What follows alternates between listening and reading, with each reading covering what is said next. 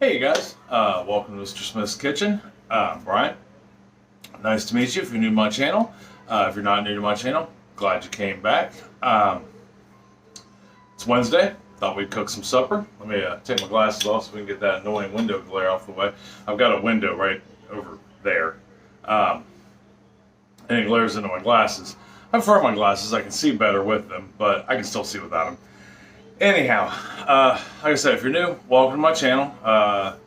Tuesdays, we talk about timely issues, social issues, things like that, or anything for that matter. I mean, we just sit at the kitchen table and talk about anything you want, I want, we want, whatever. Wednesdays, we usually cook dinner, and we always try new recipes. I try them for the first time with you. That way we can see if they work, if they're easy, if they taste good. Things like that. And they're recipes I find online or on YouTube or whatever. And it keeps a little variety in our house. It gives you a good reference of things you can maybe try. Thursdays, I do 3 shows a week, try to. I got a big family, so that changes. Sometimes it's only 2, but try to do 3. Thursdays, we bake, and at any given time, we go out and hang out in the garden. We do some woodworking. I also got some fish. I used to collect fish. That's why you see the fish videos way back at the beginning of my channel. Not so much anymore. Long story behind that. But anyhow, that being said, don't forget to hit subscribe. Notification bell if you want. If you want to get notifications when I come out. And thumbs up, thumbs down. Either way, comments are always appreciated. So tonight, we're going to try a recipe. It's called shipwreck, okay, and I got this off the Allspice website, and the recipe is by B.C. Gibson. I don't know who that person is, but I know this, it actually tastes really good. We actually test drove this a couple weeks ago as a quick late night meal. So this is good for weeknights, hands down. It takes less than 30 minutes to put together. A lot of already pre-made things with a lot of options available to you. So let's go ahead and go over the grocery list, so to speak, of ingredients. There's not a lot. There's like 8 total ingredients. Starting with a pound of ground beef. This is our butcher's ground beef. Whatever ground beef you have is fine. I don't even think it can be 80-20. That's 90-10. Whatever you guys like at your house is awesome. The second thing you will need, and if you don't eat beef, you can use the I guess fake meat, the alternative hamburger, things like that. You can use that if you're a vegetarian. The next thing you'll need, a box of Kraft macaroni and cheese. Well, it doesn't have to be Kraft, just a box of macaroni and cheese. The cheap stuff, the powder, whatever you guys like or buy, what's available in your neighborhood. Next thing you'll need is, here's another option, can of Rotel. You can also use just a can of diced tomatoes. Just make sure it's the 15-ounce can or 16-ounce can, or whatever, the smaller of the 2 cans of diced tomatoes, if you have them. Or if you have a fresh tomato, 1 big fresh tomato would work. The next thing you'll need is 1 cup of milk. It didn't specify what kind. I'm using whole milk, but you could probably use any kind of milk you like, because it's no different than when you make the box macaroni and cheese. You use milk. So I suppose if you make it with water, you could use water. You will need 1 cup of shredded cheddar cheese. Okay, it can be the store-bought shredded. You can shred it yourself. We shred ours ourselves. For reasons, it's a whole different topic that I actually talk about in a few of my other videos. But if shredded is what you like, get the pre-shredded, but you need a cup of shredded cheddar. And then you will need 1 tablespoon or teaspoon of seasoning salt, or seasoning salt to your taste. Now, I did add a couple other things into this recipe. When we test drove this recipe, so to speak, a week or so ago, and I know that goes against my making it for the first time, but I really just needed a quick, easy dish to feed the family after we've been canning all day. And I found this, it actually just popped up on my feed. I'm like, oh, this sounds great, let's try this. So we did. But when I made it the last time, we can our own hamburger to keep downstairs. Which again, I have a video on how to can hamburger, and I even explain why we can it. But when we can it in beef broth. So it adds a richer, meaty beef flavor to the hamburger when you do it that way. So I added to this recipe 1 cup of beef broth, and I'll show you what to do with that here in a second. We're essentially going to cook it into the hamburger as we brown the hamburger. So that being said, let me get the camera moved and placed right so you can see what I'm cooking versus my face, because although I love looking at your face because you're absolutely amazing, I know mine isn't all that important. You'd much rather look at this, what's going to be a wonderful, quick, easy, less than 30-minute meal. All right, so hold on 1 second and we'll get the camera moved. Okay, so one thing I forgot to mention on the grocery list, I am using a package of frozen vegetables. I'm always forgetting something on the grocery list. Now, these are mixed vegetables, as you can see. They are just standard mixed vegetable. But that being said, let's say you don't like those mixed vegetables. I think the original recipe called for a cup of peas and a cup of corn. You can throw that in there. Cup of each, or whatever vegetable you like. Like I said, this thing is like the most versatile dump meal, and it really is just a dump meal. We're going to dump everything in this pan once the hamburger's brown. So, first thing we're going to do is kick the burner on and get that warming up. And while that's warming up, we'll go ahead and get our hamburger in there. Yeah, now, like I've said in previous videos, I buy my hamburger from the butcher. I buy almost all my meats from the butcher. Now, every once in a while, if you saw last week's video, the butcher may be out of something. Yeah, unfortunately, that's one of the downsides to using a butcher. They may not always have what you're looking for. We went, and because it was the middle of the afternoon, and most butcher shops are, if you want fresh choice lean cuts and specific cuts, you got to get there in the morning, because there's a good possibility they could be out by afternoon. And in last week's case, they were out of chicken breast, so I had to go to the grocery store and actually buy chicken. And like I said, I've got a video dedicated to why we try not to buy any meat. We have sworn off buying meats from the grocery store. That being said, if that's all you can afford, because butchers are expensive, or you don't have a butcher near you, so to speak, whatever you have available to you is what you should use. Nobody should ever look down on you because of what you can afford and things like that. But this whole meal here, probably won't. This will feed a family of 4 easy, and probably doesn't cost $6 total. The most expensive item being the hamburger. But for $6 to feed a family of 4 is absolutely amazing. Okay, so what we're doing is we're browning up this hamburger.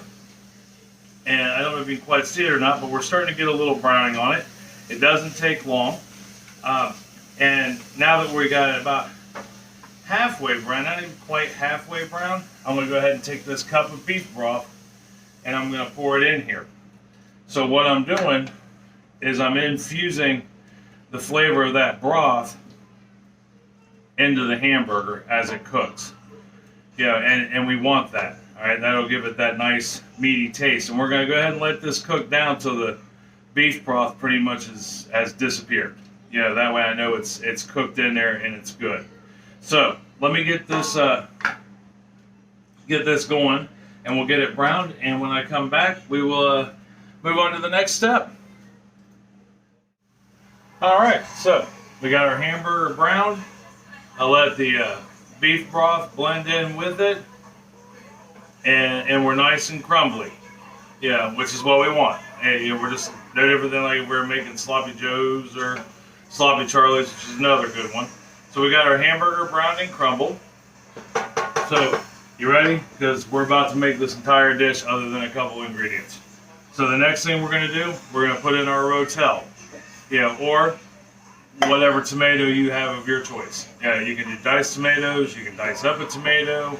Rotel makes about a half a dozen different types of of tomatoes. They have fire roasted and hot ones and mild ones and original. Let me turn down my movie. And after we put that in there, next thing we're gonna do, we're gonna take the cheese pack from the macaroni and cheese. We're gonna put it in there. Then we're gonna put the macaroni in there. Give that a good quick stir. Good quick stir. All right, good quick stir. Then we're gonna put our milk in there. 1 cup of milk. So 1 can of Rotel, 1 box of mac and cheese, 1 cup of milk. Give that a good stir. And then we got one more thing to put in here before we move on to the next step. I know we didn't put everything in there. We still got the seasoning salt and the macaroni and cheese and the cheddar cheese. But I want to give this a good stir, get that powder going in there. Now you could also use, if you don't like boxed macaroni and cheese, you could use shells and cheese. Any shells and cheese of your choice with the creamier cheese. You can use that also. Like I said, the possibilities are endless on this, but I know this way tastes amazing. At least it did the last time. I mean, well, this time. So the last thing we're going to add is our 1 package of mixed vegetables. Now we'll put all this in the trash real quick. Remember, it's always important to clean up as you go. It just saves you such a mess at the end, because you'll get done cooking, you'll have a giant mess, and you'll go eat real quick because you want to eat it while it's fairly warm, and then all of a sudden you're full and you don't want to eat it all. So it's easier if you just throw away as you go, wash your dishes as you go, and then you're good. All right, so we got that all mixed up. We got to get the pasta cooked. So what we'll do is we'll take our lid, make sure you have a pan with a lid to it, and put that on there. Although many things will make a lid if you have a big plate. Big plate will make a lid. We're going to let this cook for about 10 minutes. And what we're doing is we're just cooking the noodles. So I'm going to let this cook for 10 minutes. And when I come back, we'll button it up and give it a taste. All right. See you here in just a moment. All right. So we let our shipwreck cook for about 10 minutes. And what we were doing in that 10 minutes was, and don't forget, you want to stir occasionally. Okay. You don't want, don't just put the lid on it and walk away from it for 10 minutes. But occasionally come over and give it a good stir. But what we were accomplishing in that 10 minutes was we were cooking the noodles, okay, because you don't want to eat crunchy noodles. And we were warming up the frozen vegetables, because you don't want to eat frozen vegetables. So the last couple steps we have, literally we have, I have 3 more ingredients, but at minimum you have 2. You want to go ahead and throw your seasoning salt in there. And come on in, Ed. And we're gonna put half of our cup, or half a cup of the cheddar cheese in. And then I'm gonna add some Red River Ranch. Now, you can't buy Red River Ranch in the store, but you can order it at a website called KentRollins.com. He's got a YouTube channel, does a lot of Southwestern cooking. That's absolutely phenomenal. I've used several of his recipes over the last few years. But he makes this seasoning blend called Red River Ranch that's absolutely, just addictive. I highly recommend you get you some. Like I said, you can find it at KentRollins.com. He's also got a couple really cool cookbooks. He's got all kinds of stuff on his website. Him and his wife are absolutely amazing. I can't ever say enough good about them. But we'll mix that in, and then we're done. That is literally all there is to it. So the only thing left to do is turn your oven or turn your stove top off, or in my case, my burner, and put the spatula down and find my bowl that I just had. And we're going to go ahead and serve this up here. Matter of fact, before I serve it up, let me show you what we made out of the cast iron here. By the way, if you don't cook with cast iron, you really should. It's some of the most amazing stuff ever. But right there is a shipwreck. And it took all of 25 minutes to make, and it's ready to serve. And that was with me talking. So, and cutting out 10 minutes for cooking this. So, we'll go ahead and serve up some in a bowl and see how it tastes. I can tell you it's cheesy, especially with that last bit of cheddar. Now, if you don't like cheddar cheese, that's fine. You can put any kind of cheese you like in it. You know, it doesn't necessarily have to be cheddar. But right there we are in all our fame and glory. And as you can see, it is piping hot. You know, and it's a very colorful dish. It's colorful. It looks good. It smells fantastic. Let me get you back up here so I can see you. There's Abby. That is my youngest daughter, if you're new to my channel, and she is absolutely amazing. All right, let's give it a shot and see if it turned out just as good this time as it did the last time. I know this became one of Chris's favorite new dishes, so I will be eating a fair amount of it.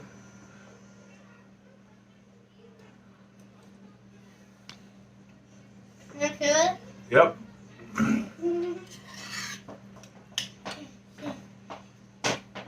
Spot on. I'm mossy. I see that. You got your tap shoes on. Nice. Oh, no, those are Mommy's dress shoes. That's awesome. So, if you're making this with the beef, put that beef stock in there. It's a game changer. If you want to try the Red River Ranch, like I said, go to KentRollins.com and get you some. I highly recommend it. If you're using alternative meats, you could probably, I dare say, put a cup of veggie broth in there. You know, or you could even make this meatless. I mean, for that matter. Yeah, I don't know if it'll be as sustaining, but it would be really nothing more than a fancy mac and cheese. But I'd still recommend putting maybe a half a cup of beef broth in it, because the noodles will soak that up and you'll get that flavor. Chicken, you could grind up some chicken. If you can get ground chicken, put that in there. A little bit of chicken broth. You want to, it just, the broth intensifies the flavor of whatever protein it is you're using. And like I said, if you don't like cheddar cheese, you could easily use a pepper jack, a Colby jack, a Mexican cheese, a Mexican blend cheese. The possibilities with this dish to change it are endless. As a matter of fact, okay, all right, thank you. The person who put this on all recipes in the notes had, I think, 3 or 4 different alternatives to this. And one of them was to put the Rotel in it. I actually read that after I had put the Rotel in ours. And, but I mean, she just had 3 or 4 different ways you could make this. So, that being said, we're going to go eat and enjoy each other's company. So, try this. Let me know. Let me know if you like it. I think you will. I guarantee you will if you try this. If you don't like it, let me know. I'm all about conversation, you know, and comments. If you don't want to leave a comment here, you can find me on Facebook under Brian's Aquatics, which is my old channel name, or I'll be posting a picture of this on Instagram, and you can comment on there. I'm under Mr. Smith's Kitchen on Instagram, and yeah, let me know. Either way, you know, if you like it, you know, like Brian, this is the most amazing meal I've had in weeks. You know, if you think it stinks, leave me a comment. One, dude, this stinks. I can't even believe you showed us how to make this. Either way, I'll be happy. You know, so don't forget to subscribe. I love you. I love you very much. Tell somebody else you love them and love them very much. It's going to make their day a whole lot better. I want you to stay safe out there. If you haven't been vaccinated yet, please get vaccinated. It's not just for you, it's for everybody around you. All right, I love you. I will see you tomorrow for New York style cheesecake. That's what we're making tomorrow. And then we'll talk about what we're going to do next week. All right, I'll see you tomorrow for cheesecake. Talk to you later. Bye.